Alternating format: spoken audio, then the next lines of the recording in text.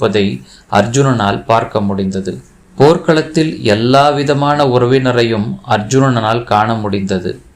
பூரீஸ்வரன் போன்ற தனது தந்தையின் தலைமுறையை சார்ந்தவர்களையும், பீஷ்மர், சோமதத்தர் போன்ற பாட்டனார்களையும், துரோணாச்சாரியார், கிருபாச்சாரியார் போன்ற ஆச்சாரியர்களையும், சல்லியன், சகுனி போன்ற மாமாக்களையும், துரியோதனன் போன்ற சகோதரர்களையும், லக்ஷ்மணன் போன்ற மகன்களையும், அஸ்வத்தாமன் போன்ற நண்பர்களையும், கிருதவர்மன் போன்ற நலன் விரும்பிகளையும் கண்டான்.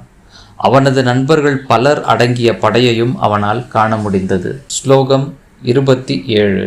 தான் சமீக்ஷ்ய ச கௌந்தியேஹ சர்வான் பந்தூன் அவஸ்திதான் கிருபயா பரயாவிஷ்டோ விஷீதன் இதம் அப்ரவீத். குந்தி மகனான அர்ஜுனன் பலதரப்பட்ட நண்பர்களையும் உறவினர்களையும் பார்வையிட்ட போது கருணையில் மூழ்கி கீழ்கண்டவாறு கூறினான்.